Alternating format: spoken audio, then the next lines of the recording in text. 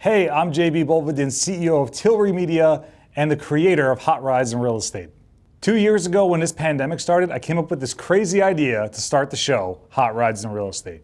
And after a year of hard work, we revamped the entire show to bring you more cars, faster reviews, great content, and an exhilarating experience that you can only find on Hot Rides in Real Estate. So without further ado, Hot Rides in Real Estate, Season 2.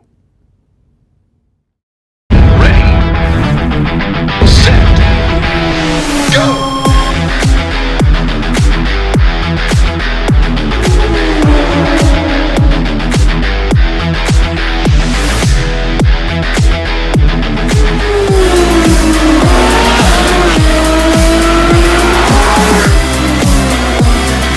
I love my job.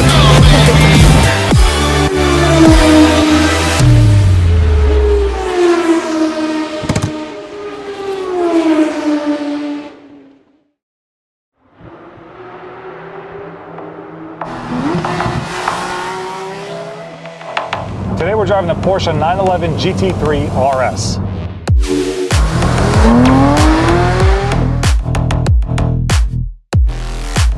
Now the GT3 is the only 911 that's not turbocharged, but it doesn't need to be.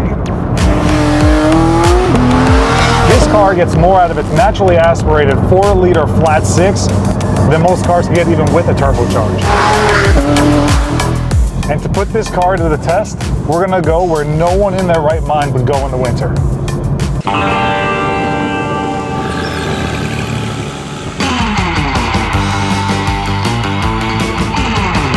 So, it's January 19th and we're in Long Island, New York, and our producers have decided for me to do this review at the beach.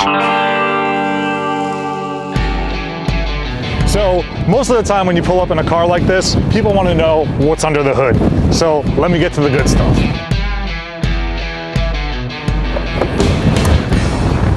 That's right, this car's electric. Nah, I'm just kidding. Let's pop the hood, or shall we say trunk. Oh, would you look at that? It's just 2 fans and some carbon fiber. So this is not the type of trunk or hood per se to pop and show off at a car show, because essentially there's nothing to see. It's a rear engine car and you actually have to go under the car to work on it and to see it.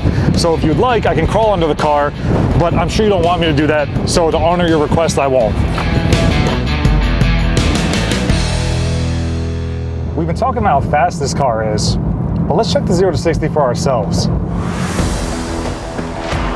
Doing a proper 0 to 60 test without a permit or proper track poses a potential serious risk of being afraid of soap bars for a handsome young man such as myself. So with absolutely no help from the team whatsoever, I solely was able to set up and coordinate a safe method to test speed and stay out of prison. Traction is off. All right, traction's off, he's gonna burn. Ready? Traction is off.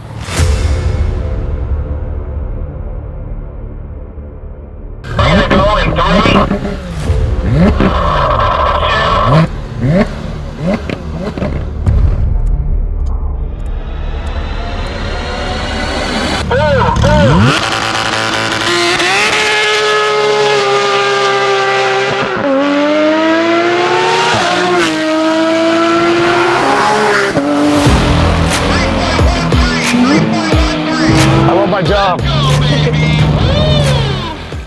So launching at 0 to 60, it's very frustrating because you want to go to top speed. You want to go to 200 miles an hour once you hit that 60. This thing is like a roller coaster. If you've never driven a car like this before, that screaming and ripping up is a little intimidating. And then once that car grabs and you feel it going, you just don't want to get off the throttle. Obviously, we're following all the laws. We're not going crazy. We're in a safe, controlled environment, and we're not doing stupid stuff.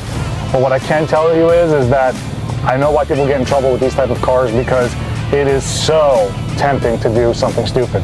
That being said, we're not going to be stupid, but the fact that you know you can be if you wanted to is fun enough.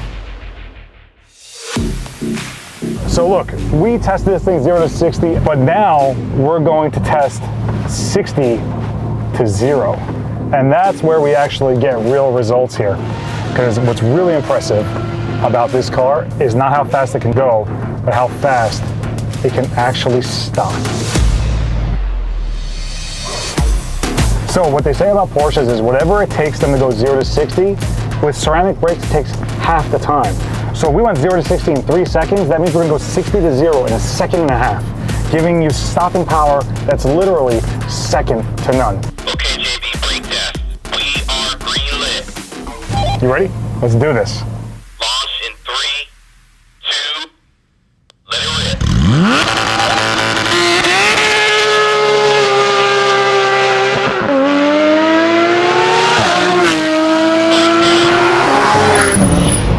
Damn, guy, good driving. That was badass. That is fast. That is how you brake, damn it. If you want to enjoy going fast, enjoy stopping too, because God forbid you need to, you want a car like this to stop you. Ceramic brakes, I love you. Porsche, I love you. That was absolutely incredible. And it's more fun to stop than to go just because of the ability for this thing to stop is incredible. Absolutely incredible. Love it. All in all, this car is a smoke show. And honestly, I give it an 8 out of 10. And the only reason why I didn't give it a 10 out of 10 is because I'm freezing. So I couldn't really enjoy it the way I'd wanted to. There's nothing wrong with the car. There's something wrong with the state that I'm driving it in. So if I was in South Beach right now, if I was in a hill somewhere in California, I'd probably be 10 out of 10 because of the experience. So it's not just about the car, it's about where you choose to own it. And if you live in Long Island, New York, I don't think you want to own a GT3 RS, especially if you're going to drive it on the street instead of the track. With that being said, it's an incredible experience. It's an amazing car, and in the right place, it's the best car in the world. So I think I got to change these tires, and after that, pick up a good friend.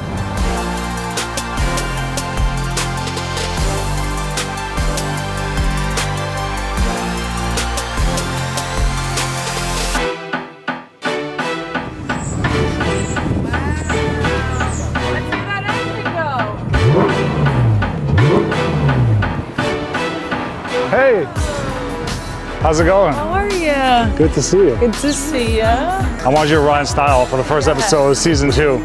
So let's get out of here and talk where it's a little quieter. Do it. Oh, I thought I was going to be driving. No. Not driving? Next one.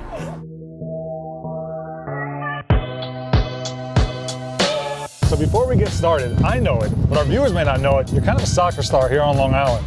So I got to ask you, who's your team? So it's soccer. I will say I'm more of a player than I am a viewer. So I would just go with Women's USA team. Obviously they're the best. Oop, they really are. I'm a big basketball fan though. I'm a Lakers fan, Hornets fan. That's more my sport that I like to watch. Now, are you a Hornets fan because Michael Jordan owns a team?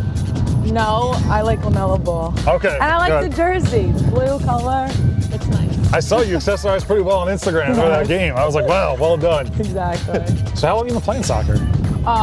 Since I could walk, I would say 2 years old, started right away, competitive, right off the bat, travel teams, going all over the different states to play. 24 years now, that means. And when we played that charity game, you wouldn't get off the field. No, I was like, you're trying to sub me out. I'm like, no way. I thought you were Stay tired. in. Nope, Well, you helped us win. How many goals did you score there? 3? probably. Yeah, you don't even know. count. Yeah, just. So let me ask something. From your soccer experience, was there anything you learned from a coach that helped you in your professional career? Yeah, I would say definitely just playing sports my whole life obviously helped this career. Just the fact that the more work you put in behind the scenes, the better your results are going to be when it comes to game time. But the same thing in real estate. It's a lot of, at night, instead of scrolling down Instagram, TikTok, I'm looking up different things on real estate, and then I know that that'll help me with my clients in the future. So you put in the work and practice so you can perform on the field. Exactly. And that's one of the most important things. Exactly. I love it. And it's true. It's 100% true. So you're playing soccer in college, you got a scholarship, and then you almost become a dental hygienist? Yeah, so at that point, I really had no interest in school or actually what I even wanted to do for a living at all. But you're 17 years old, you're being asked to get this huge loan to go to school, you kind of just throw yourself into whatever society tells you is going to be an easy career that you're going to have a steady check coming to. So I went for that, obviously it didn't work out, so. But your teeth, if we can zoom in on this, are super straight, bright, well-maintained. It matches the jacket, so very well done on that. Yeah. I don't know how much training you got in it, but it looks like you really benefited from it. Good. So my director was telling me this whole full circle story about Fire Island, but he didn't want to tell me too much. So what's the story about Fire Island? What is this about? Yeah, so my career did a total full circle. So my first job ever, other than, when I was a little younger, I refed soccer games here and there for like $30 a game. My first real job, W-2 paycheck, was at a restaurant in Fire Island. Oh, really? In Kismet, which was when I was, I guess, probably 18, 19 years old.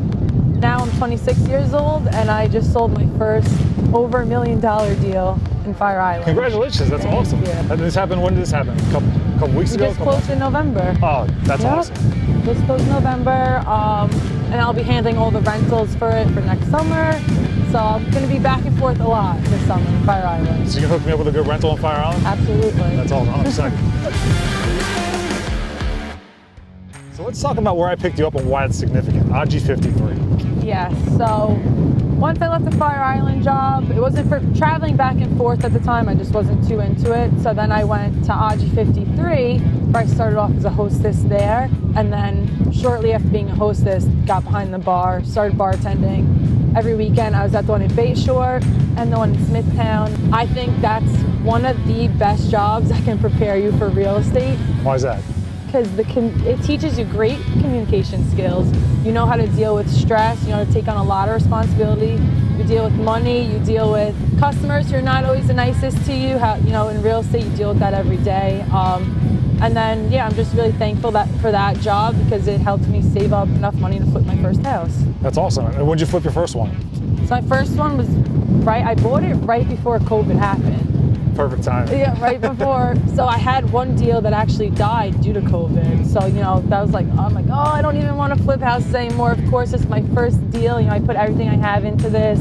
Deals are dying. Now COVID happened, but wound up getting it sold and took it from there. You're a rock star. That's awesome. So from there, you got the skill sets you needed. You earned the money you needed to do your first real estate deal. You probably got referrals from there too. Oh, still to this day, I have I call them clients. They were customers, now they turn to clients. They call me all the time, hey, I see you're selling Instagram doing real estate. Can you come take a look at our house, moving to Florida, this, that. So yeah, I still get a ton of clients from there. I met a bunch of investors that would hang out there that I'm really close with. Made a lot of great relationships. So. Should I take up bartending on the side? Yes. Do you think I'd make a good bartender? Do you think I would get a lot of tips Maybe. or no? Yeah, probably. Yeah, I thought so. If you can communicate, you can treat people right, then you're good. JB starring in Coyote Really Ugly. Yeah.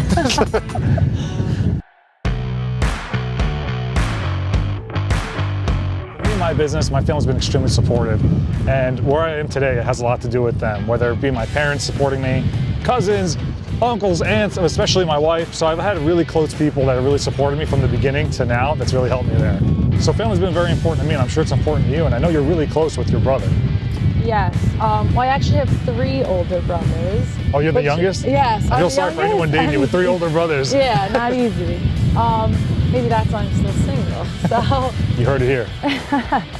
But yeah, so my one brother, Nick, who is in the industry as well, he encouraged me to get my license right around when he was just getting into the mortgage business. So, I'm so thankful that he did that, because without that, I don't know if I would have been like, yeah, let me go get my real estate license on my break home from college.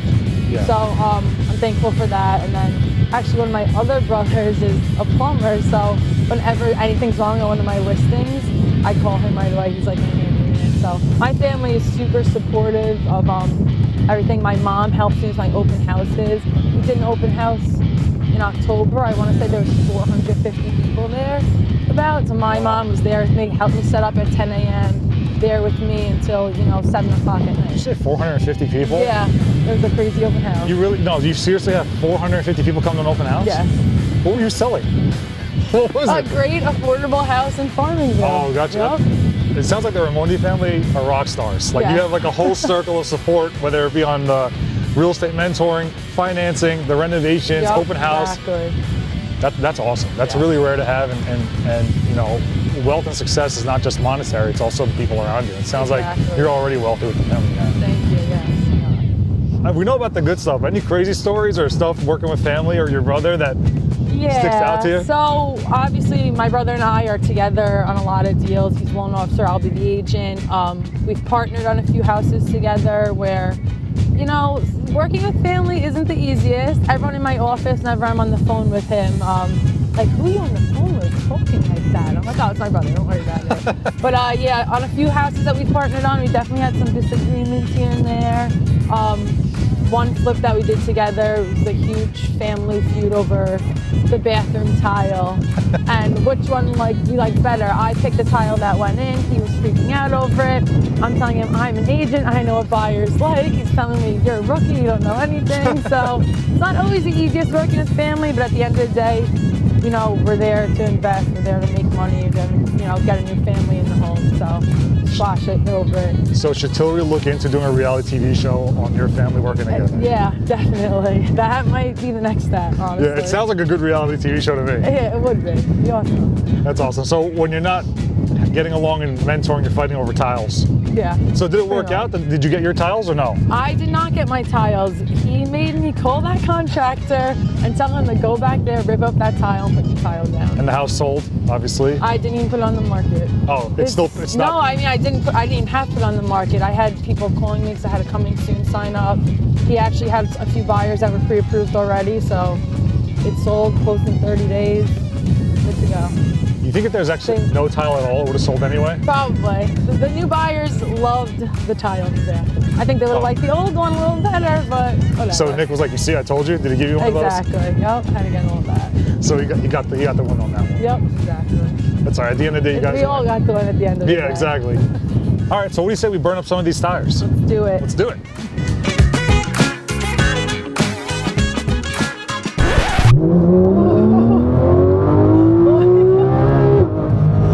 My stomach dropped.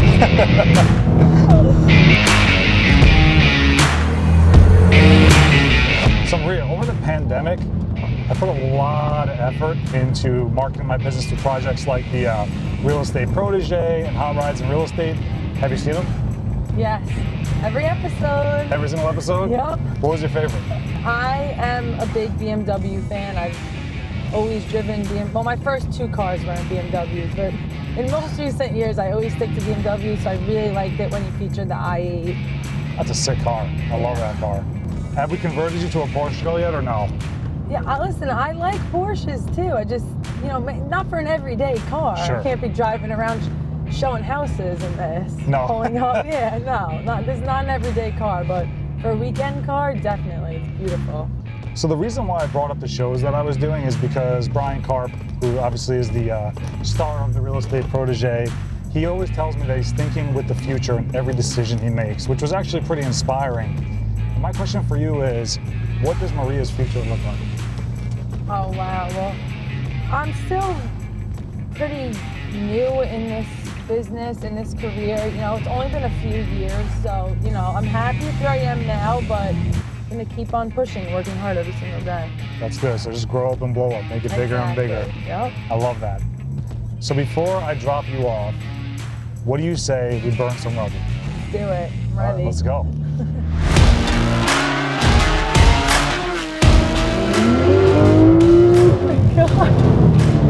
Oh my god, my stomach! It feels like I'm on a roller coaster. Wow, that's fun. And that's not even anything. No, that's what I'm saying. Like even here, you want to play a fun game? Sure. Without going that fast?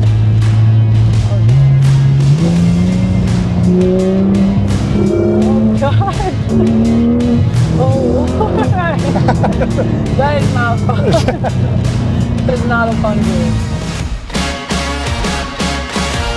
Like fast cars? Make sure to subscribe so you never miss an episode.